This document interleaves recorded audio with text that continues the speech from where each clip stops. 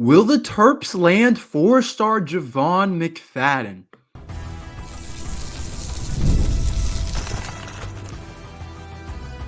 You are Locked On Terps, your daily podcast on the Maryland Terps, part of the Locked On Podcast Network, your team every day.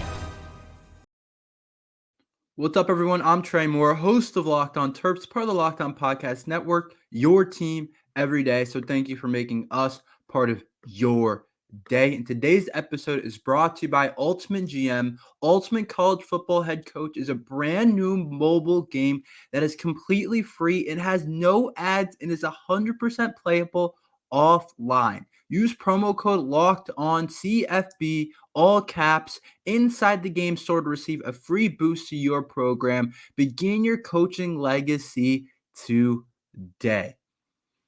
So there's another four-star on the board for Maryland football, but will the Terps land him? So four-star Jayvon McFadden makes his decision on Saturday, so tomorrow. And it's also pretty crazy. Tomorrow's the start of the college football season. We got a couple of games tomorrow. Georgia Tech and Florida State play, and there's a couple other solid games. Nothing too crazy, just a little appetizer before the first Saturday of college football. But I think we're all excited, no matter what fan you are of what team, that college football is back. But it's also a big day because the Terps have a huge recruiting battle to get into with the landing of Jayvon McFadden. Can the Terps land Jayvon McFadden is the question. And he would be a humongous boost to the Terps 2025 class. That's already really special, a really special group. But I think that Jayvon McFadden, I feel like I keep saying this player would take it over the top. This player would take it over the top. But it would really come together, and I wouldn't expect anything else from the 2025 class. I think this is really the last big-time, big boy recruit that we have on the board in terms of we're going to have to beat out some of the really big dogs like the Ohio States of the world, as well as his rating in terms of him as a four-star rated guy, basically on most websites and everything. I think this is the last opportunity to land a four-star. And I feel like these last couple of recruiting battles that we've had with different people, in different schools, whether it was for Messiah Delhomme and competing with whatever was going on with him going to Ohio State, and Jalen Gilchrist with the South Carolina, Malik Washington getting him, Zymir Smith flipping him from Bama, all four-star talents. It's interesting because, honestly, we landed all of them. Besides Blake Woodby, but we had a pretty good idea that he was going to Auburn. Over these last couple of recruiting battles, we've really gotten everybody if we've been in their top 3 or 4.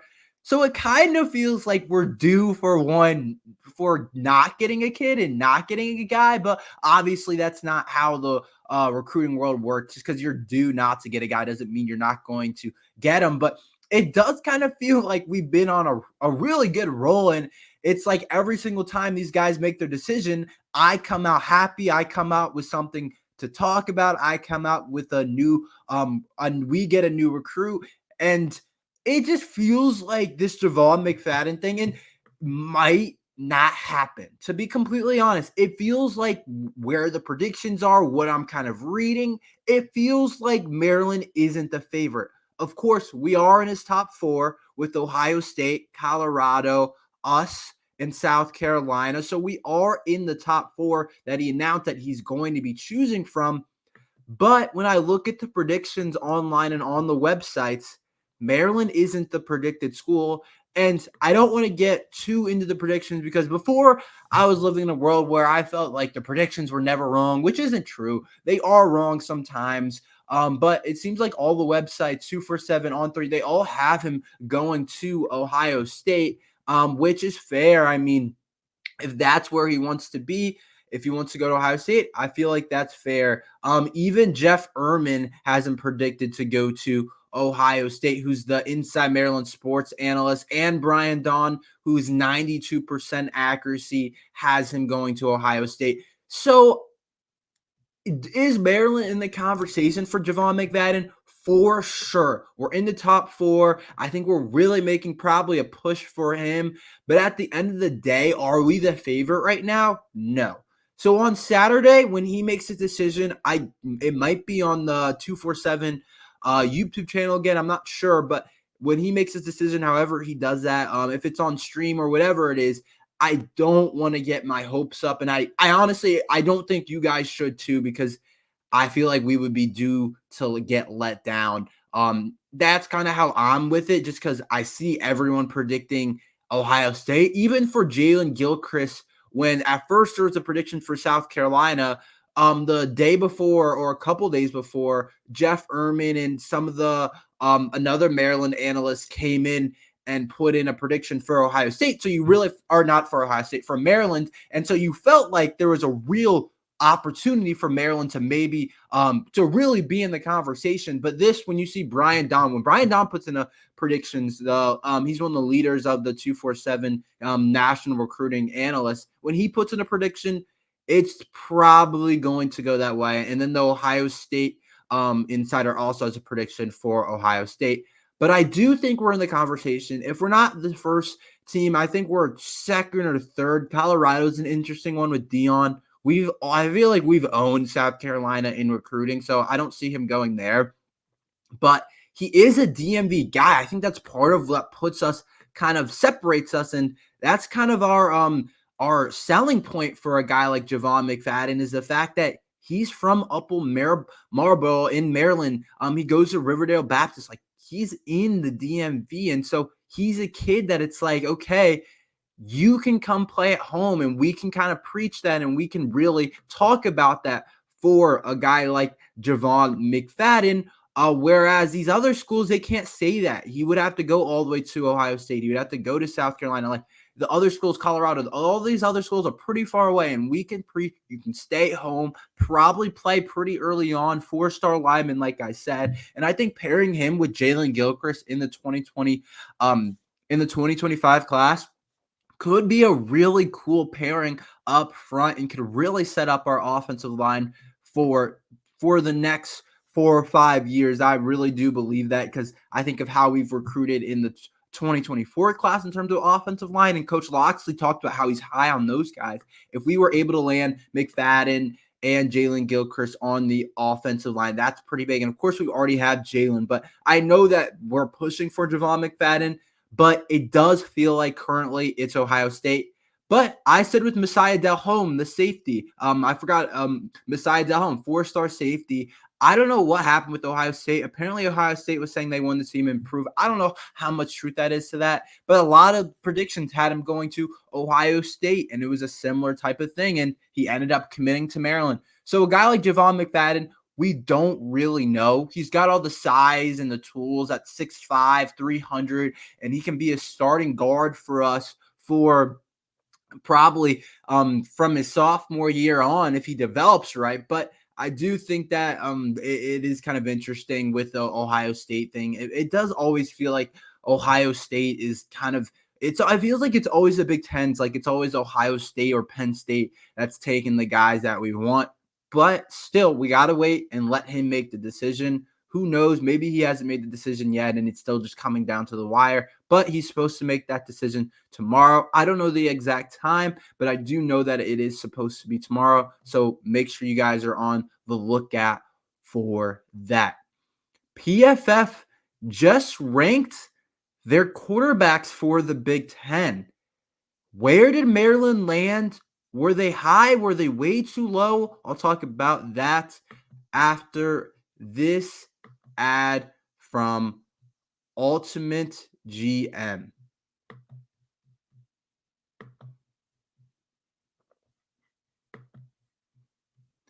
Hey, Locked On Terps fans, I want to take a moment to give you a heads up on a brand new mobile game that I think you're going to love as much as I do.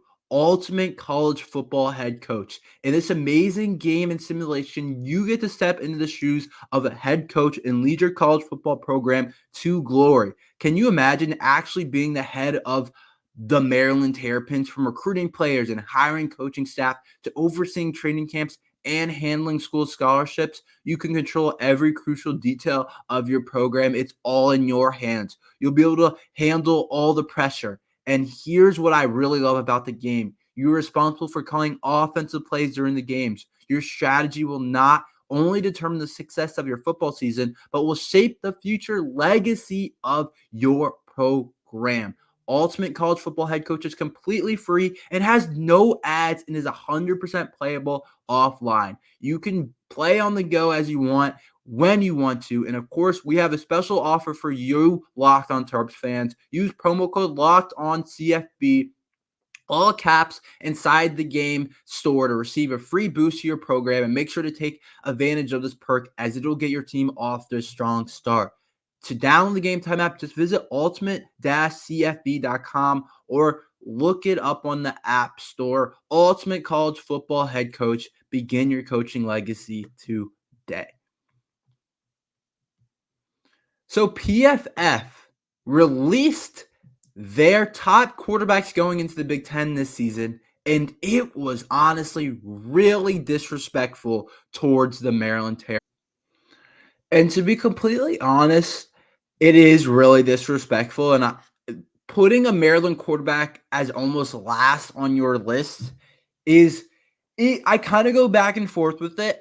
I see where they're coming from. I'll say that. I see where they're coming from the fact that we lost Talia Tagovailoa. We lost our best quarterback of all time, most prolific passer of all time for the Maryland Terrapins, and one of the most prolific passers in the Big Ten. He has the record for all-time Big Ten passing yards and all these different things. We lose Talia, and we don't have a proven commodity behind him yet. We don't. But still, some of these other players that they have on the list aren't proven commodities, haven't been that good, haven't played that well. And so I look at it and I say, having the Maryland Terrapins quarterback at 17th, I understand us being in the back half of the Big Ten, but 17th, the second worst quarterback in the Big Ten behind Northwestern, it feels disrespectful, to be honest. And honestly, the quarterback depth this year is kind of weird in the conference. I don't know if it's the deepest year of Big Ten quarterbacks, but it is definitely a kind of weird year in the conference. But I think what also hurts is we don't know who our starter is going to be. They have our starter listed as Billy Edwards, which is interesting. You wonder, does PFF have any intel? I don't think so. They're not very, their college football stuff, they're not super in tune to everything for college football. It kind of feels like they kind of just their college football is just kind of a backseat to what they do in the NFL, and the PFF college football is still working to kind of get everything right. But you wonder if they do believe that Billy Edwards, if they have some type of intel. I'd say probably not, but they do have Billy Edwards listed here. And do I think Billy Edwards would be the second worst quarterback in the Big Ten? No, I don't. Do I think he'd be top 8 or 9? Not really, but I just feel like second worst is kind of disrespectful. I mean, some other names that are above him, I mean, there's some interesting names. I'm not very high on Iowa's quarterback, Cade McNamara. We saw what Iowa's offense was last year, and it was awful, and they're a defensive carry team. I'm not very high on Iowa in general, but I'm not very high on Cade McNamara. He feels kind of just stale as a quarterback.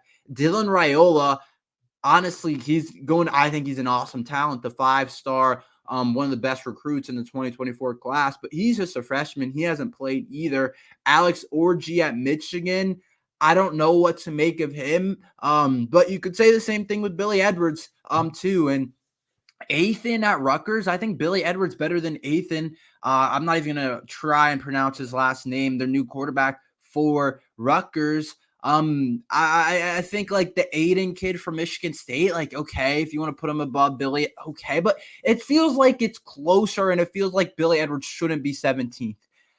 And now, would MJ Morris be 17th on that list? I think so, because if they put Billy Edwards as 17th, then they're saying that that's the best option for Maryland football, or they just don't know who the starter is going to be. MJ Morris has a little bit more game experience where it's like you can put some evidence on the table and say, yeah, he's played a little bit. He's had some big wins. He's beaten a Miami. He's beaten a Clemson. He's done some of that. We can put that on the table and say he's definitely proven that he's at least a solid quarterback in college football. Where Billy Edwards, it's tough because he has like 2 starts, one being the Music City Bowl game where he's splitting reps with Cameron Edge, and then another he had a start when Talia was out a couple of years ago because Talia was hurt and everything, and he looked decent. But to me, Billy Edwards isn't the 17th ranked quarterback. I think what he brings, and I know sometimes I feel a little bit down on him, and I feel like I can be a little bit pessimistic on him because I just think that in terms of us as a football program, I don't know if he's the best option because I feel like our strength is in the receiving core. And I feel like his strength is running the ball and being a run first quarterback. And I don't know if that fits what we want to do. But I do think that he's a prolific runner. Like he can run the football. Like he's an explosive running threat for Maryland football. He's a special type of guy running the football. And he really separates himself by doing that. And I like his game in terms of running the football, but I think he also has grown as a passer. I think he has a powerful arm. He's really traitsy. He's really talented. You know, they think of guys like, I think of Anthony Richardson. I was watching him play on Thursday Night Football yesterday on Prime Video. I just like to see some of the starters play in preseason, see how he looks. And huge arm, runs fast, huge guy, but he struggles. He's not accurate. And I'm not saying Billy Edwards is Anthony Richardson. Like, no, he's not that type of talent. But I think he compares in ways that is similar to that, where he's really traitsy. And I think he has a lot of potential. And I think that leads me to think that he shouldn't be second last to this list because I feel like there's guys above him that, yeah, they might have done a little bit more as a college player, but they've hit their ceiling. Like a Cade McElmira, he hit his ceiling at what he was at Michigan and now at Iowa. Like, he doesn't really excite me a ton. Hudson Card doesn't excite me a ton. Even Tyler Van Dyke, who's ranked 3rd on this list, doesn't really excite me a ton anymore. And I do think Billy Edwards has a really high ceiling. His floor might be low. Do I see where PFF is coming from when they rank him 17th? Honestly, I'd be lying if I said no, I don't. But I do think that he is too low. I do think he's too low, and I do think that he should be higher. I think the Maryland quarterback battle will be over on Monday. I'm going to give my best educated guess at who the starter is going to be. I will talk about that after this ad from the Gametime app. Have you ever wanted to go to a game at the last minute like a Maryland Terrapins game, but finding tickets is hard? I've been there before. Buying tickets to your favorite event shouldn't be stressful. Gametime is the fast and easy way to buy tickets for all the sports, music, comedy, and theater near you. With killer deals on last-minute tickets and their best price guaranteed, you can stop stressing over the tickets and start getting hyped for the fun you'll have. Gametime has deals on tickets right up to the start of an event and even an hour after it starts. It's the place to find last-minute seats and take the guesswork out of buying tickets with Gametime. Download the Gametime app, create an account, and use code LOCKEDONCollege for $20 off your first purchase. Terms apply. Again, create an account or redeem code LOCKEDONCollege for $20 off. Download the Gametime app today. Last-minute tickets, lowest price guaranteed. So I think that the Maryland quarterback battle will be named on Monday. So camp is over actually now. It kind of went by fast, but like I said, there's college football this weekend with Georgia Tech and Georgia Tech and Florida State, and there's a couple other games that are going to be interesting.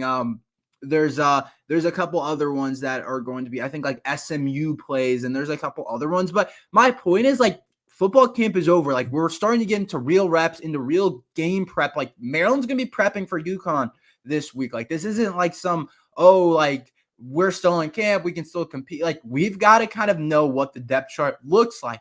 And so, like I've been talking about these last couple of days, I feel like every day there's 2 or 3 more quarterback battles that are ended, that come out. It's whether it's Will Howard being announced at Ohio State, and yeah, we expected that. Or some of these other quarterback battles that continue to come up. Dylan Raiola just got announced the starter at Nebraska, and these quarterback battles are starting to end, and people are starting to get named the starting quarterbacks, even the guys that we expected to be the starters. And Maryland, I feel like, is one of the few schools that haven't named their starter. So I expect on Monday, whenever Coach Loxley is going to announce to the media, whatever the case is, I think that that's going to be the time that he decides who the starting quarterback is, or I think he has it made up about right now who the guy's going to be heading into UConn. Because look here, this is how it works. The game prep, the first couple days are usually about you and getting better and installing stuff that you want to do. And then the next couple days, you might get a look at what UConn's done and what their kind of defense has done in the past, or wherever their defensive coordinator, what he did in the past. And your scout team will give you a look. And your first team's going to get reps, and then your second team will get less reps, but they'll get a couple reps. And so you want to know who the quarterback is. Like, the quarterback should be named by that time. Like, you should have a decision on who the quarterback is going to be. So I look at this game and I say, yeah. Or I look at this coming week and I say, yeah, Maryland quarterback battle should be over by now on Monday. And now I want to give my best guess. Who do I think wins the battle? I still don't know. But that's not what that's not going to be my answer.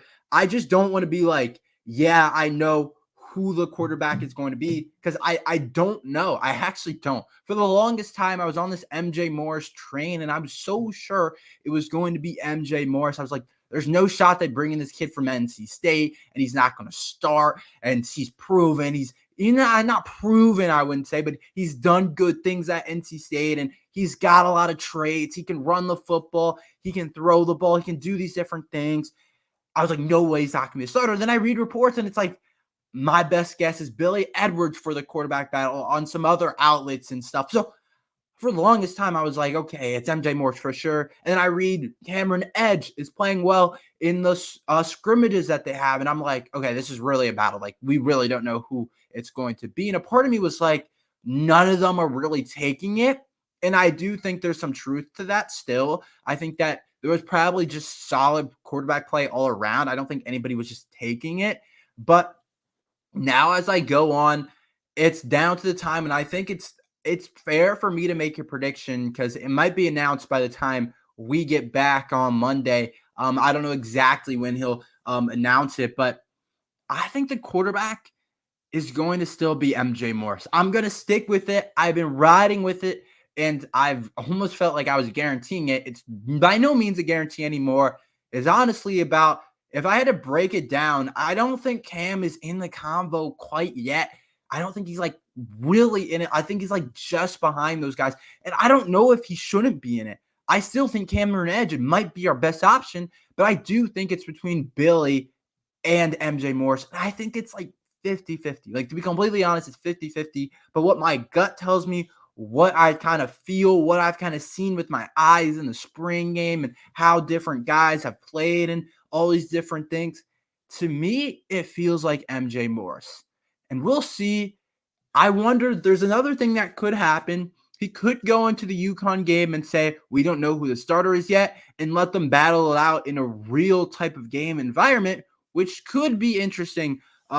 We could see that happen. I'm not in love with that because I think that you want to get your guy ready for Michigan State. You want real game reps.